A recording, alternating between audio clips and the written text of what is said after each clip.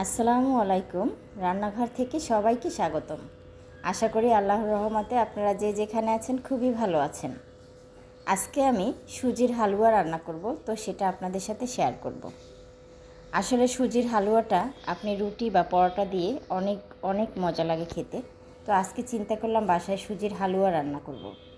তো সেই জন্য আমি একটা প্যান দিয়েছি চুলায়, তারপর সেখানে পরিমাণ মতো ঘি দিয়েছি 2 চামচ পরিমাণে।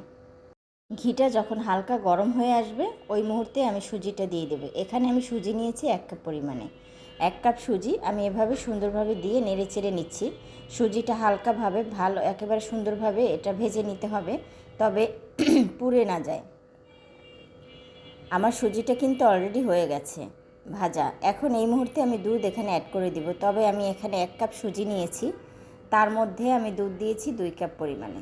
দিয়ে আমি ভালোভাবে নেড়ে চেড়ে দিচ্ছি, কারণ এখন নাড়াচাড়া বন্ধ করা যাবে না, তাহলে এটা দলা পাকিয়ে যাবে। তো এভাবে আমি আসলে সুজিটা রান্না করেছি। তো এখন ভালোভাবে নেড়ে চেড়ে নিচ্ছি।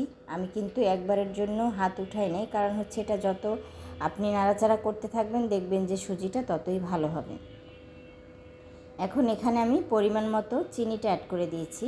চিনি এখানে 1 কাপ পরিমাণে দিয়েছি, যদি লাগে তাহলে আবারও দিব। তো যাই হোক, আমি 1 কাপ পরিমাণ সুজি এখানে অ্যাড করে দিয়েছি। তবে এখানে কিন্তু সামান্য লবণ অ্যাড করেছি।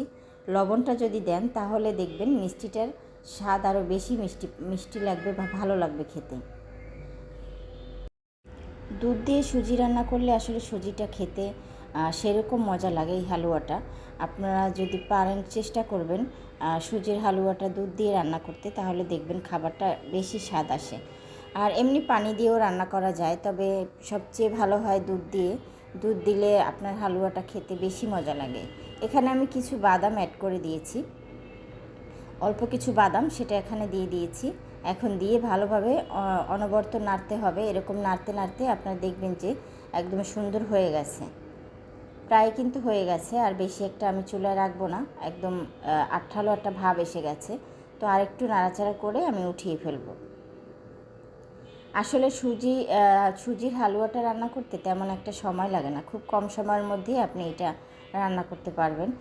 যদি আপনার সময় বেশি একটা লাগেই না বললেই চলে। তো যাই হোক, আমি এভাবে রান্না করে ফেলেছি। তারপরে আমি এটা একটু আপনার একটা ইয়াতে রেখেছি, যেটা আমরা কাটাকাটি করি, আসলে ফল কাটি, ওটার উপরে রেখেছি সুজিগুলো ঢেলে। এখন আমি পিস পিস করে কেটে নিব। দেখতেই পাইতেছেন কতটা সুন্দর হয়েছে আর ইয়ামি হয়েছে, দেখতেই মাশাআল্লাহ অনেক সুন্দর লাগছে। আপনি রুটি বা গরম পরোটা দিয়ে খেয়ে দেখবেন, এতটা মজা লাগে। আমি তো গরম পরোটা দিয়ে এই সুজিটা খেয়েছি, ভীষণ ভীষণ মজা হয়েছে। আর এরকম পিস পিস করে কেটে নিয়েছি আমি। এখন পিস পিস করে কেটে আমি একটু প্লেটে সাজিয়ে আপনাদের দেখানোর চেষ্টা করতেছি আসলে খাবারটা কেমন হয়েছে। আপনারা অবশ্যই বলবেন, যদি ভালো লাগে তবে একটা লাইক বা একটা কমেন্ট করবেন, জানাবেন। আর না ভালো লাগলে সেটাও বলবেন। আশা করি আপনাদের কাছে এই ভিডিওটা ভালো লাগবে। গরম গরম পরোটার সাথে আর গরম গরম রুটির সাথে আপনার সুজির হালুয়াটা বেশ মজাই লাগে। একবার হলেও ট্রাই করে খেয়ে দেখবেন। আল্লাহ হাফেজ, সবাই ভালো থাকবেন।